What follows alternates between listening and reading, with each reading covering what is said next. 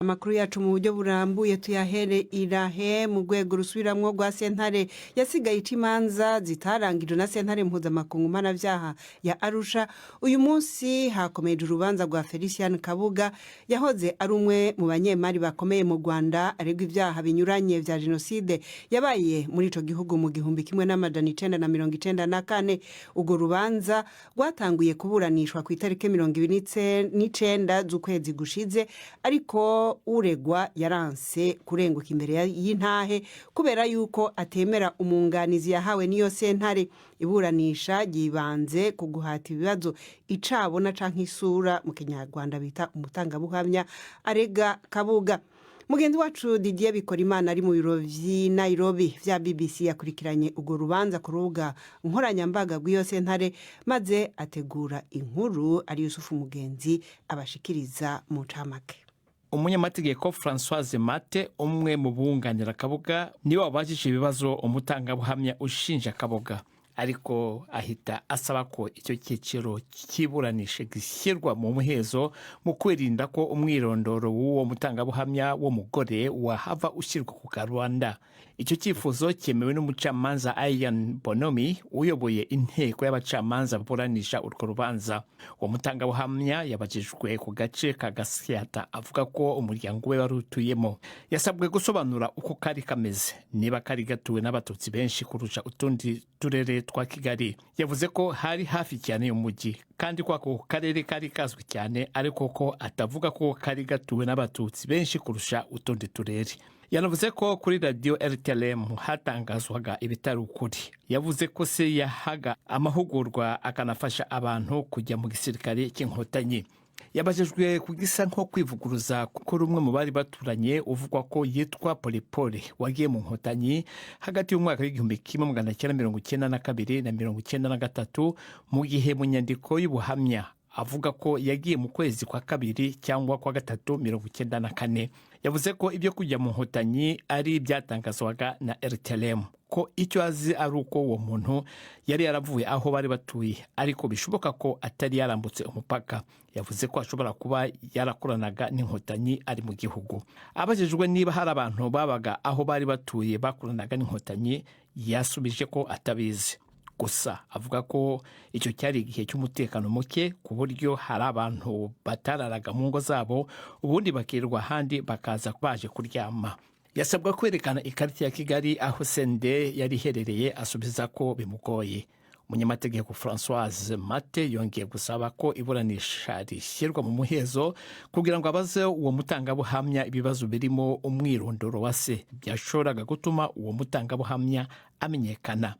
Iburanisha rivuye muri uwo muhezo, urubanza rwakomeje humvwa ubundi buhamya ushinja Kabuga. Urakoze ari Yusufu Mugenzi. Inyuma y'amakuru yakwiye ku mbuga nkoranyambaga yavuga yuko umupaka w'u Burundi n'u Rwanda wongeye kuba nyabagendwa inyuma y'imyaka 5 warapfunzwe na leta y'u Burundi, ariko agahakanwa n'icegera c'umuvugizi wa leta y'u Rwanda ndetse n'umuvugizi wa perezida w'u Burundi. Umuvugizi wa perezida w'u Burundi Diomede Nzeyimana yavuze yuko gufungura uwo mupaka bijana n'ubwumvikane buri hagati y'ivyo bihugu vyompi. Igikomeye gisabwa n'u Burundi nuko u Rwanda gutanga abagerageje guhirika leta y'u Burundi muri 2015 bahungiye mu Rwanda. Kubera ayo makuru yo ku mbuga nkoranyambaga n'ivyavuzwe na leta zompi, umunyamakuru wacu Yves Bucana yagendeye umupaka wa Kanyaru kwirabira uko ibintu bimeze ndetse adutegurira inkuru ikurikira. Inzobere mu buvuzi muri Malawi zitewe umutima uhagaze n'ubwiyongere bw'abamaze iminsi bandura indwara ya kolera hirya no hino mu gihugu. Muratubabarira rero iyo nkuru turayigaruka ko mukanya. Reka tuje muri Malawi nkuko Victoria yarabibabwiye, ibitigiri by'abafise ingwara ya kolera muri ico gihugu bimaze kwikuba inshuro zitatu ugereranije nuko vyahora, aho imaze guhitana 117 muri aya mezi atataheze. Ishirahamwe mpuzamakungu ONU rikaba rimenyesha yuko ibitigiri by'abamaze kwandura ubu byavuye ku gihumbi bisimbira ku bihumbi 4,200 kuva mu kwezi k'umunani. Umuntu wa mbere yafashwe na kolera yabonetse mu kwezi kwa gatatu mu bumanuko bw'ico gihugu. Iyo ngwara rero yahavuye irandagata n'ingoga biciye mu bifungurwa n'amazi ikwira imihingo yose y'igihugu. Ni inkuru ya Emmanuel Igunza mwumva mu ijwi rya Victoria uwo nkunda, reka tuyisubireko. Inzobere mu buvuzi muri Malawi zitewe umutima uhagaze n'ubwiyongere bw'abamaze iminsi bandura indwara ya korera hirya no hino mu gihugu.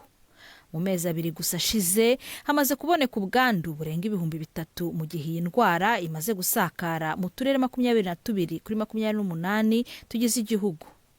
Impuguke zaburiye abantu ko itangira ry'igihe cy'imvura mu kwezi gutaha rishobora gutuma ibintu bishobora kurushaho kumera nabi. Leta mu guhangana n'iki kibazo yatangiye gahunda yo gukingira abaturage icyarimwe indwara ya korera muri iki gihugu cyo mu majyepfo ya Afurika kiri mu bikennye cyane kurusha ibindi ku isi. Naho ku bijyanye n'abahitanwa n'indwara, imibare itangwa n'ishami rya ONU ryita ku buzima OMS yerekana ko iki ari cyo kiza kibi cyane cya korera kibonetse muri uyu mwaka ku isi. Mu ngengo y'imari y'umugambi w'igihugu wo kurwanya korera harimo ikiho cy'amafaranga arenga miliyoni 13 z'amadolari. Muri iki gihe muri Malawi haravugwa ikibazo gikomeye cyane cy'ubukungu cyatumye abantu bigabiza imihanda mu myigaragambyo yatewe n'ibura ry'ibitoro, umuriro w'amashanyarazi n'amafaranga y'agaciro y'amahanga, imiti n'ibindi bintu bikenerwa cyane kwa muganga. Arakoze Victoria kuri iyo nkuru ya Emmanuel Igunza. Reka noneho dusubire kuri ya nkuru y'inzira hagati y'u Burundi n'u Rwanda twabasogongeza bitatuvuyeko. Inyuma y'amakuru yakwire ku mbuga hwaniro yavuga yuko umupaka hagati y'ibyo bihugu wongeye kuba nyabagendwa nyuma y'imyaka irenga 5 warapfundwe na leta y'u Burundi, ariko agahakanwa n'icegera c'umuvugizi wa leta y'u Rwanda ndetse n'umuvugizi wa perezida w'u Burundi. Umuvugizi wa perezida w'u Burundi Alain Diomede Nzeyimana yari yavuze yuko gupfungura uwo mupaka bijana n'ubwumvikane buri hagati y'ibyo bihugu byombi. Igikomeye rero u Burundi bwasaba u Rwanda kukaba ari uko gutanga abagerageje guhirika leta y'u Burundi muri 2015 bagahungira mu Rwanda. Kubera ayo makuru rero mugenzi wacu Yves Bucana yaragendeye umupaka wa Kanyaru kugira ngo yirabire uko ibintu byifashe. Umva uko yahasanze. Ubu tuvugana na Jabutse. Niyibizi Virginie aravugana n'abe yasize Burundi ko amaze kwambuka yinjira mu Rwanda. Byose byaheze. Ubu ndiko ndarondera imodoka. Yego. Kuva mu mpera z'ukwezi kwa 9 abarundi bemerewe kwinjira mu Rwanda badasabye uruhushya leta yabo, ariko hano ku mupaka wa Kanyaru urujya n'uruza ruracyari rukeya. Ibikorwa by'ubucuruzi byarafunze, imyaka irenga 5 imigenderanire yarazahaye, gusa buhoro buhoro ibikorwa birimo gusubukura. Imodoka rusange imwe ubu yatangiye ingendo ziva ku mupaka zerekeza mu mujyi wa Huye. Hagati ya Kigali na Bujumbura nubwo abagenzi bakiri bakeya baravuga ko bishimye. Numva ko buguruye, numva naye ndishimye, n'abandi bose barishimye. N'abana ndababwira uti eba buguru umupaka mu Rwanda. Uti oya nago tubyumva neza, benshi baze kubyemera neza ko buguruye. Nurutse Burundi, umwana wanje yari ino yari yaravyaye, nari narabuze nkera nza kumuraba. Ndetse nabuzukuru banje nari ndabakumbuye. Nabo ba mu Rwanda. Nabo bari no mu Rwanda. Ndabinezererewe gose, kandi kumbibe haba mu Burundi haba ino mu Rwanda nta na hamwe hangoye. Bangongeye mpita nizera. Kamende Felix we avuga ko yaramaze imyaka igera kuri 3 adakandagira mu Rwanda, ngo kuri we cyari igihombo. Mipaka gifuza nimbabe cyane ko naraba barakunda tuva ngo turabavandimwe bayase cyane cyane abanyarwanda bo tuvuga ururimi rumwe twabanye twakuranye, nkumva se nabona mbere umengo ni inzu ya mwene wacu yugaye nashobora kudodora ngo ninjiremo. Ngaba baranshobora ibintu shobora kuja umuntu ashobora kugira ubanza sinje kumuramutsa kandi nagenda mu gitondo kumuramutsa kumugoro ngataye Burundi. Rero wumvise kwa mwene wanyu nkuguruye ntiwora kuja kudodora umuramutsa uti imisi tumaze tutabona numerewe gute. Je n'ibintu bisanzwe nkatwe twafise inshuti kuva kera kugeza uyu munsi, rero byanezereje cyane n'abandi bari nyuma. None twavuga ni nk'iki wari ukumbuye mu Rwanda?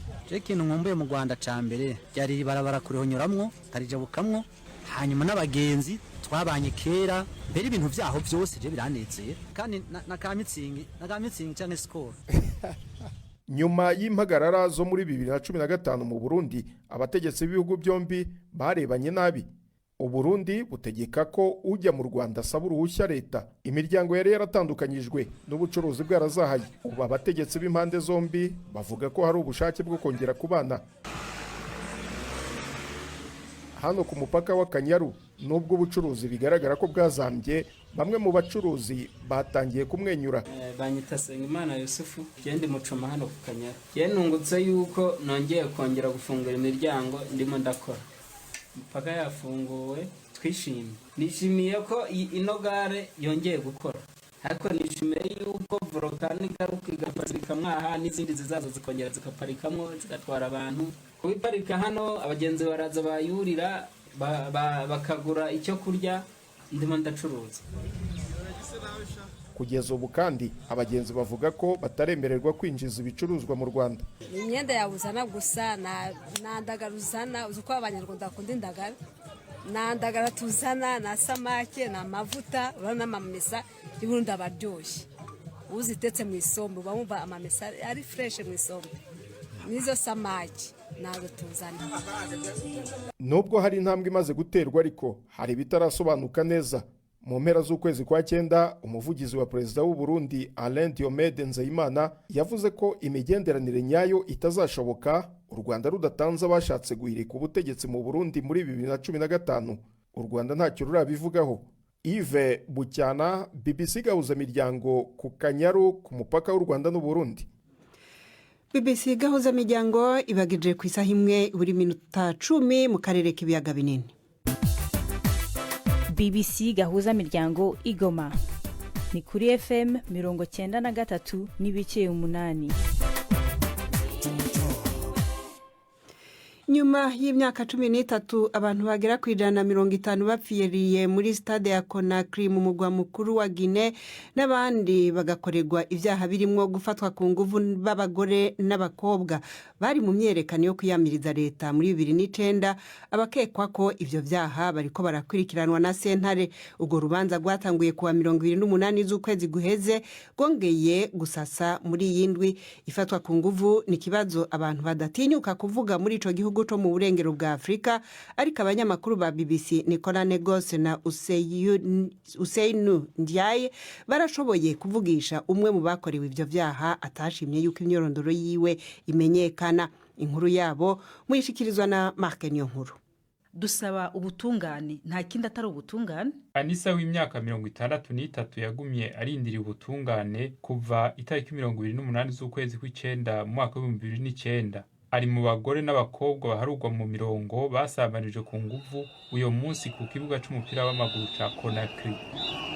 Nasambanijwe ku ngufu, ndaterwa, nkubitwa ku maboko n'umusoda, ndetse yambwiye ko ashobora no kunca ibikonjo cyangwa akanca amaboko yose. Haheze imyaka 13 inteko zijeje umutekano zirashe ibihumbi by'abari mu myerekano yo kurwanya leta, bishe abarenga 150, ariko benshi muri bo baracafise inkovu n'agahinda. Gushika ubu ndacababara, ngira urazi ko ntashobora kuduza amaboko yanje, navunitse urutugu, amaguru arajanjagurika, byasabye ko banyunga, nari narashwanyaguritse mu kiyunguyungu.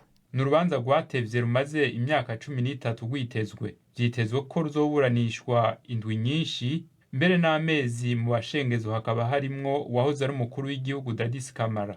Anisa yizeye ko uru rubanza ruzotera ruje imbere, abagize uruhara bakazohanwa. Muri aka kanya nk'uko Perezida Colonel Dumbuya yabivugiye imbere ya buri wese ku itariki 5 z'ukwezi kwa 9 ko ubutungane buzakora icyo bujejwe, turategereje rero, turiho turarukurikirana. Turavye ingene basamanije ku nguvu muri Guinea banebagurwa, biribazwa ko abagore benshi batagiye kwa muganga canke ngo barondere ubufashe inyuma y'ivyabereye ku kibuga c'umupira w'amaguru ca Conakry. Asmaudi yari n'umukuru wa Avipa, ishirahamwe rikora ubufashe bujanye n'abashikiwe no gusambanywa ku nguvu. Tumaze imyaka 13 turindiriye uru rubanza. Ruzotuma ubu noneho abahohotewe bumva bamerewe neza kurusha. Twamye dushaka uru rubanza, twiyusha amosozi. Abandi bahohotewe bari barurindiriye barapfuye. Inyuma y'imyaka irenga 10 ubwo bwicanyi bwabereye ku kibuga bubaye, ibikorwa by'abasambanyo ku nguvu vyerekana ko mu gihugu hari ibimenyetso bike vyerekana ko ugusambanywa ku nguvu kuriko kuragabanuka. Aisha Nanette Conte ajeje ubushikiranganji bw'abagore mu gihugu avuga ko hari icizere. Kera sentare yahora ihanisha abakoze ibyaha umunyororo uri hagati y'amezi 6 ntibarenze imyaka 3, ariko ubu ku byaha vyatohojwe ko kuva mu ntango z'umwaka abagiriwe n'icaha bahawe umunyororo uri hagati y'imyaka 10 n'imyaka 20. Abagore benshi bizeye ko uru rubanza rwerekeye ibyabaye mu kwezi kwa 9 mu 2009 bishobora guhindura abanyagine kuko ingene babona ihohoterwa rishingiye ku gitsina, kandi bikazozana inyishu zizotuma akabi ko gusambanya abantu ku nguvu kagabanuka muri ico gihugu ca Afrika y'uburengerazuba n'ahandi.